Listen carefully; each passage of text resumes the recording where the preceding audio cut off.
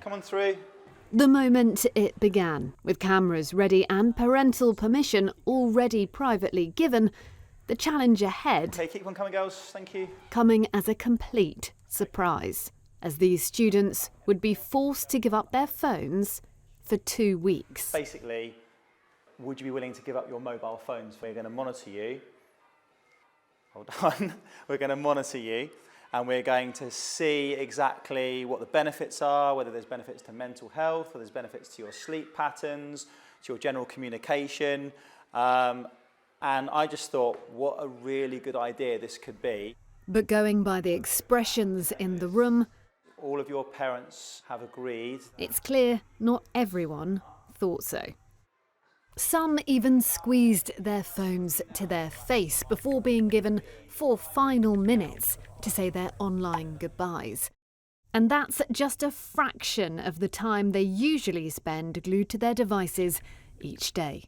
It's 4 hours and 21 minutes. 4 hours and 26 minutes. My screen time was at 4 hours and 40 minutes. 5 hours and 51 minutes. And what apps are you looking at? So like I spent around like 18 hours on social media, so that would be like TikTok and Instagram. In a week? Yeah. It's 5 hours and 50. 5 hours and 58, so you do more time on your phone than I do. Yeah. 24 hours a week. You lose a day to TikTok. That was the highest daily average of the group, equating to 42 hours per week, 7.5 days per month, and 91 days a year. That being said, not a single student said no to taking part. I think it's because everyone knows they need it. Because I think everyone knows how toxic social media is. It's good to have a break from it. For our age, I think it's quite difficult handing over such a big bit of your life.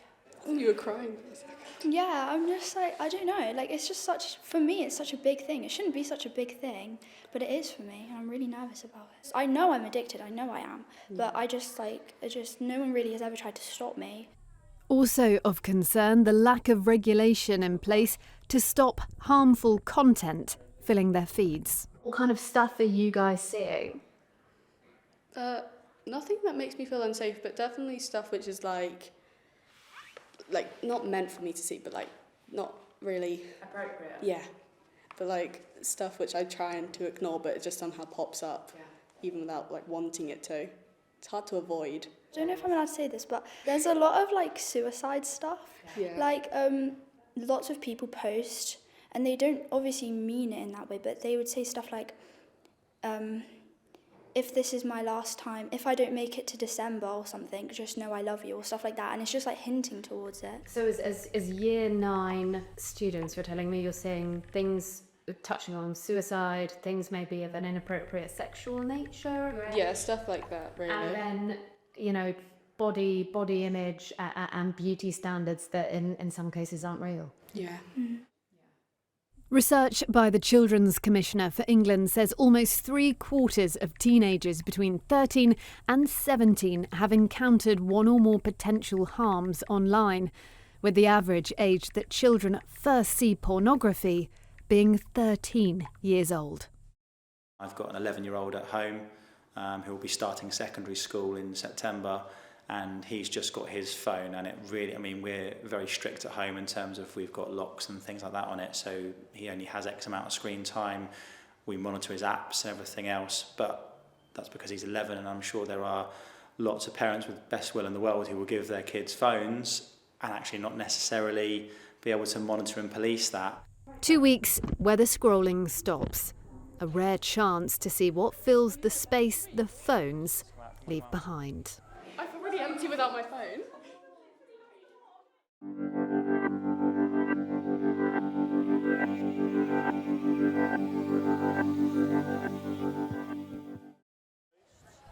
On the first morning without their phones, the students had not one challenge, but 2, as we join them on their Duke of Edinburgh award scheme. And other than the muscle memory of reaching for their phone, the girls were finding it surprisingly easy to navigate. There was a couple times on the walk where I was like looking for my phone, but no, it was fine, and I was fine last night as well. I think if it was my option, I would have said no, But now that they've like not forced me, but it's kind of happened to me, I think it's helped a lot. Yeah, pop you there. And letting go of the burden of her phone and all that comes with it is exactly why Sienna's mum agreed to it. When she initially came home, she was upset, she was quite shocked and quite upset really at the thought of it and didn't want to be made to do it. So we had a bit of a chat and she went off and reflected, and amazingly she said that she would be happy to do it. Yes. Sienna was just one of 2 students on the walk who'd handed in their phones, because out of the entire year group of 90 girls, only 11 of their parents said yes. The fear of them going cold turkey, and worries about being able to reach them in case of an emergency, and safety in Jersey, the main reasons why. I just hope that the extra time that she's going to get back will give her a chance to feel the way that we felt when we were growing up, not tied to this device that kind of rules your life. A day later, and back at school in their usual routine. So I'm less stressed. I feel like I'm more focused on my schoolwork. I feel like you should at least check your screen time every week and then try and not look at your phone as much. And you can definitely I could tell a difference in 2 days. 1, 2, 3. Next, to dance class, where Cicely was feeling out of sync socially. You don't know what anyone else is doing, which I feel like is a struggle. But then sometimes if you're doing something like out and about or outdoorsy or active, you're thinking, I could do this more often, and my phone's kind of holding me back from it. But for Emily, the lesson she was learning, her complete device dependence. Fake news is dangerous, okay? I've come so close. I've talked to my mum about it. I said I don't think this has been beneficial and I want it back. I rely on it a lot more than I thought I did. But I think I am addicted to my phone. I think also I didn't realise how much time I spent on it. At home with Holly and her mum, a chance to hear parents' concerns.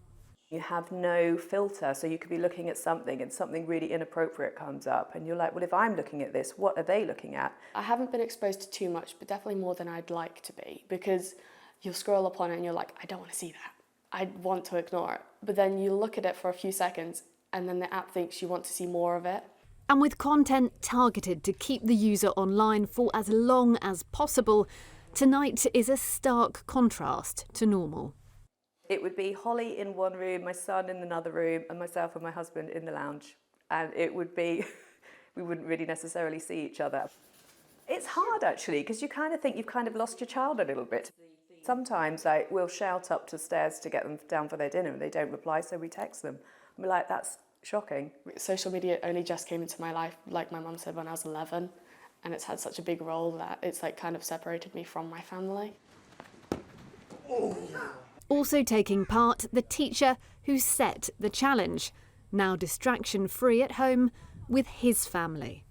It's a different way of life, but I just feel free. I feel completely free. It's really nice. Even though I would sit and I would do homework or I would do reading or I would go out and play or we'd do something, you're always checking your phone, you're always doing something in the background as well, whereas now I don't have to even think about that, and I know that my time is just my time with them. And the one to really see the difference, his 11-year-old son. And I want my dad to just be more present, and because I think you've been really nice for the past couple of weeks. It's been nice. Was I not nice before? No, you're lovely in general. Okay, thanks. It's just been really nice to talk to you, because I feel like I have all your attention. Well, when you had your phone, I didn't feel like I had it all when I was talking to you. Yeah. Well, I think there will definitely be some changes.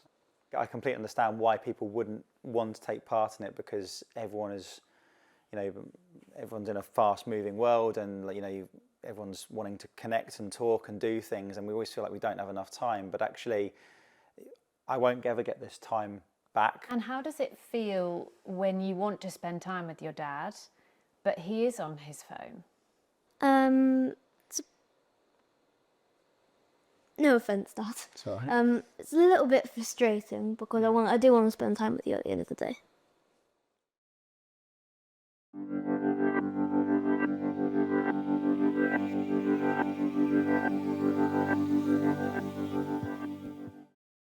Okay, here's the moment, guys.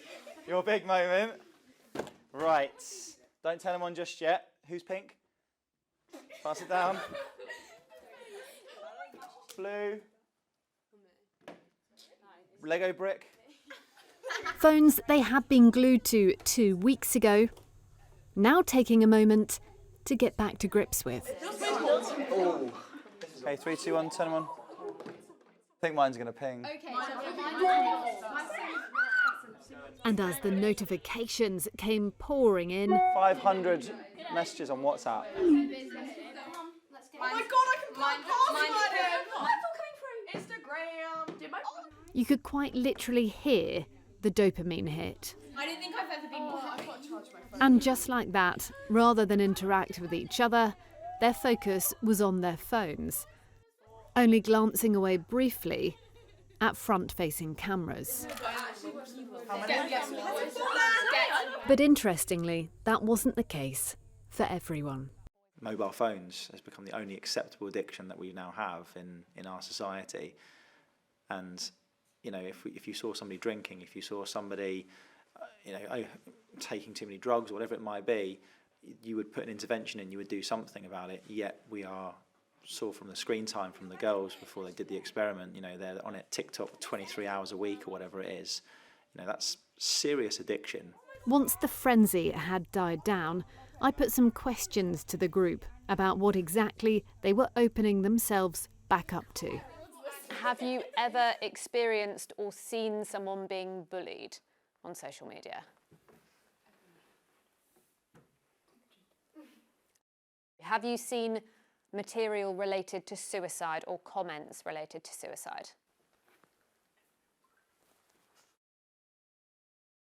So that's everyone at this table, everyone at the table. Do you have concerns about what social media might be doing to a classroom of boys your age? Okay.